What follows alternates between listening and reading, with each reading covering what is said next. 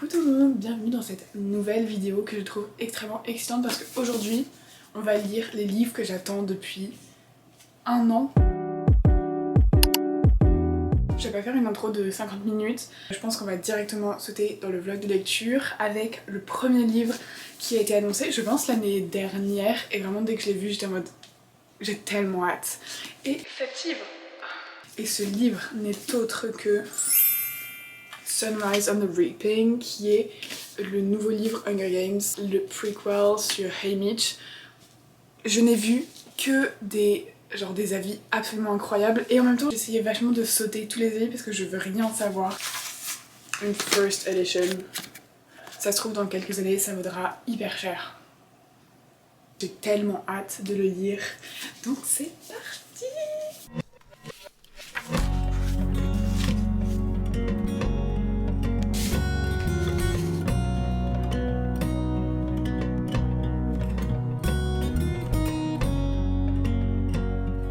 Page 48 et honnêtement je pense que j'ai lu les 48 pages en 20 minutes, même pas. C'est excellent, je suis déjà hyper hooked. J'adore parce que dès le début en fait t'as plein de références à la série principale, genre aux familles, etc.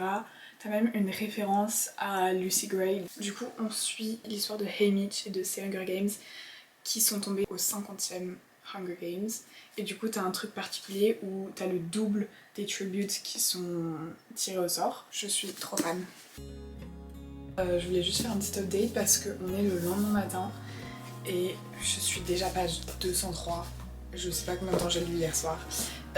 Je surkiffe. En fait déjà j'adore l'idée de pouvoir découvrir des nouveaux Hunger Games, genre une nouvelle arène, des nouveaux stratagèmes et tout, parce que je me souviens, j'ai pas lu The Ballad of Songbird, je l'ai pas lu, j'ai juste vu au cinéma.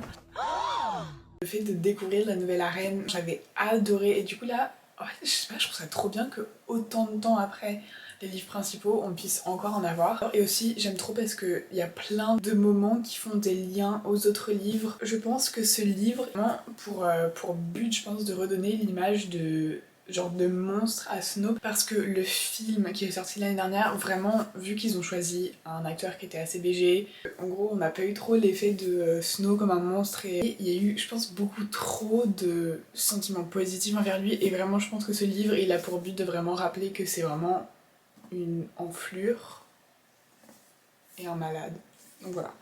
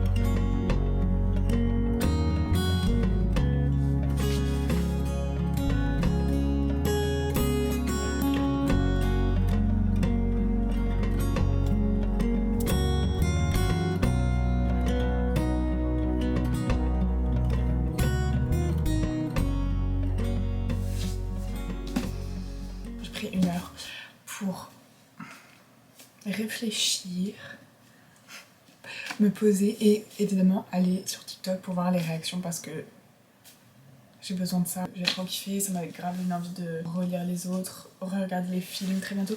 J'ai une crampe dans le pied. Ok, c'est bon. Ah non, c'est pas bon, j'ai trop mal. Aïe. Bon bref. Ok, j'ai noté 2-3 trucs dont je voulais parler. Du coup j'ai revu les extraits des films. Maintenant que t'as le contenu de ce livre en tête, ça explique mais tellement des réactions de Haymitch dans le film, des trucs qu'il dit. En fait vraiment j'ai envie de les re-regarder parce que tout est illuminé, genre tu comprends tellement sur sur plein de personnages, etc. Incroyable pour comprendre le reste de l'histoire, et c'est vraiment le livre qui fait le lien entre The Ballad of Songbirds and Snakes et la trilogie originale. Donc pour ça, j'ai vraiment kiffé. Oui, aussi truc de zinzin, ils ont annoncé la sortie du film hier, et je crois que ça sort le 20 novembre 2026. Je serai dans le cinéma à 8h du matin le 20 novembre 2026. J'ai tellement hâte. Les films, ils sont toujours tellement bien produits, tellement bien adaptés, que j'ai tellement d'espoir pour ce film et je pense qu'il va être trop bien. Et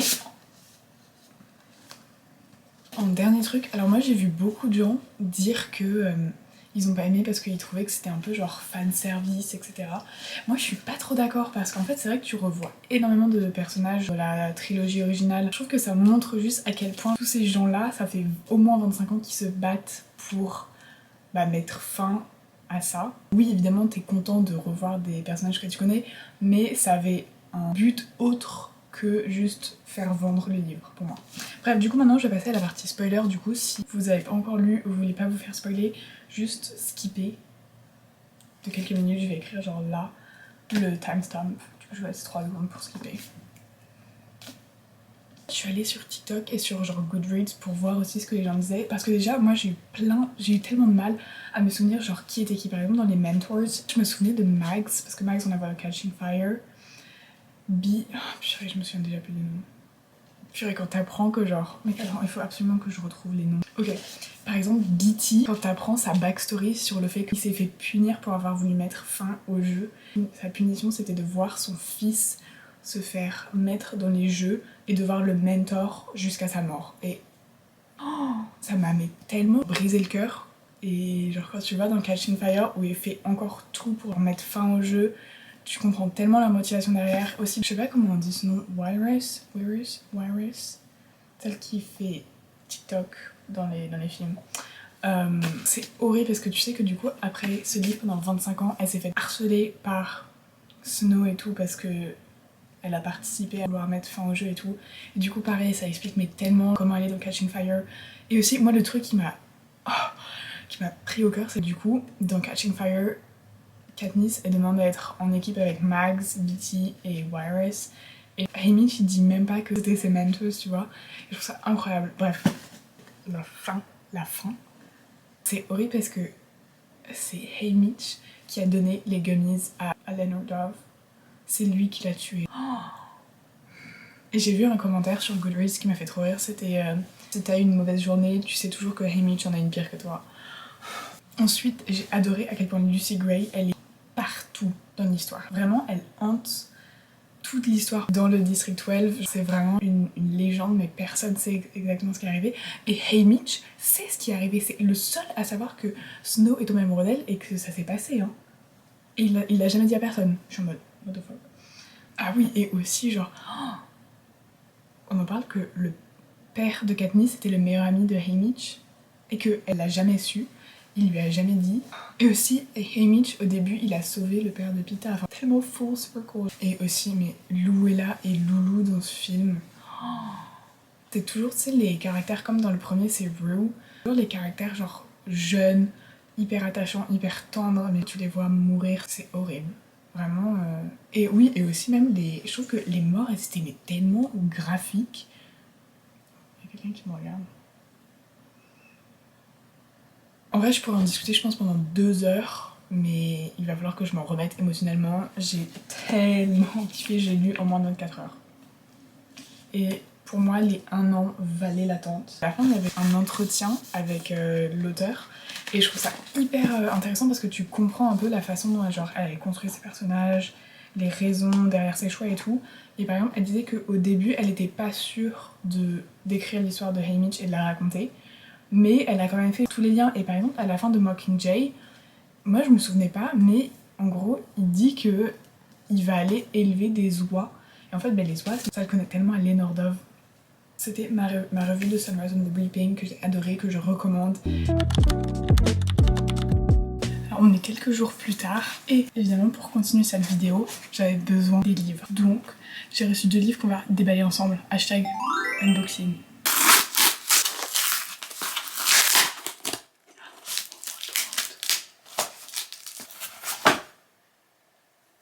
Il est énorme.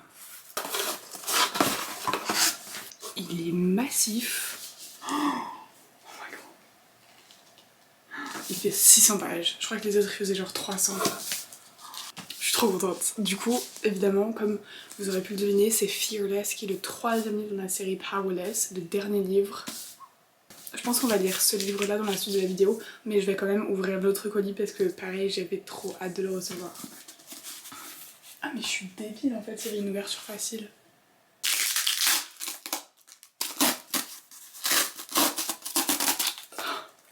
Oh non, je l'ai mal ouvert. Ouais, vous êtes prêts? Je sais pas si vous allez connaître.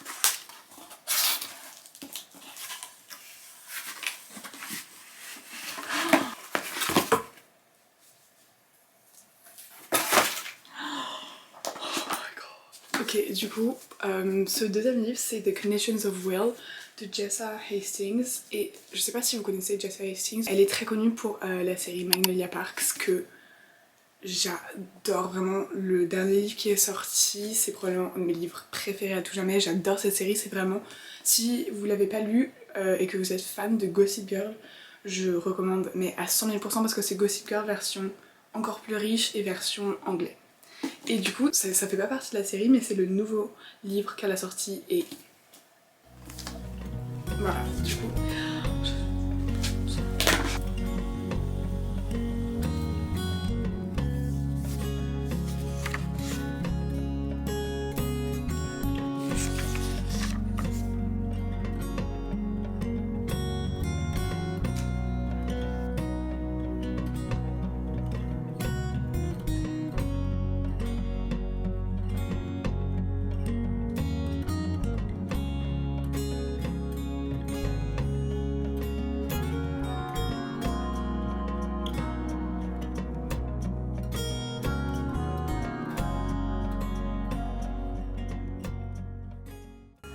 En fait, c'est effrayant cette vidéo, mais...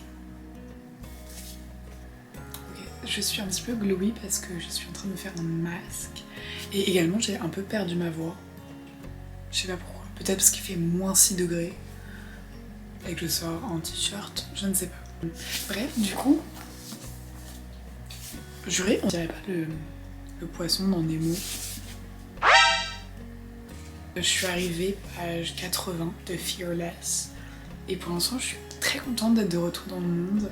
Il y a beaucoup de tension, donc ça c'est ce que j'adore. On retombe hyper facilement dans l'histoire parce que c'est pas un monde qui est hyper complexe. Les personnages, alors il y en a 2, j'ai pas réussi à me souvenir de qui c'était et ensuite c'est revenu. Ça se lit très facilement, très rapidement, donc ça je suis très contente. Mais bref, on se retrouve demain.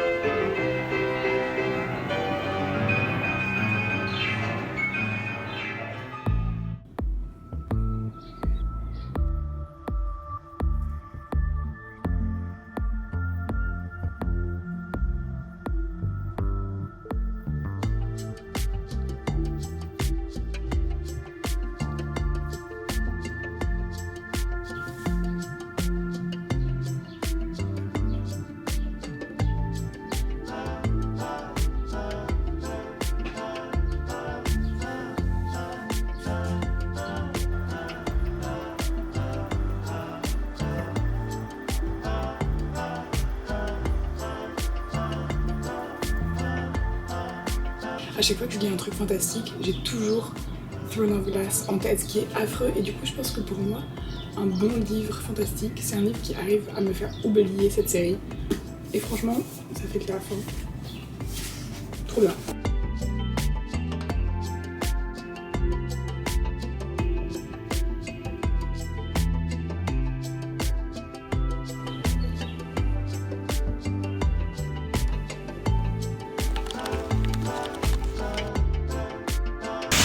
Et bah c'est super, on est le 16 avril et il neige. Je me présente vraiment à vous dans un état pitoyable.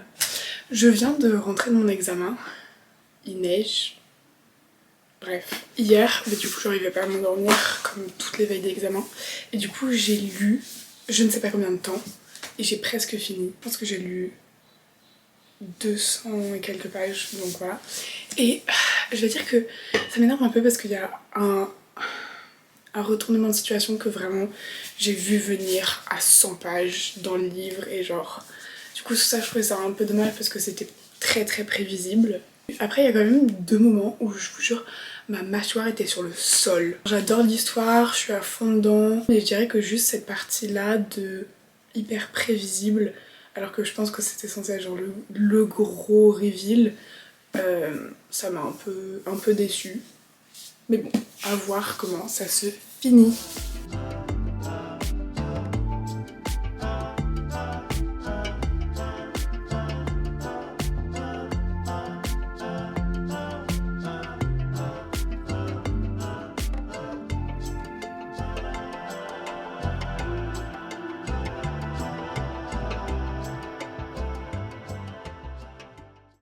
Je viens de finir Fearless.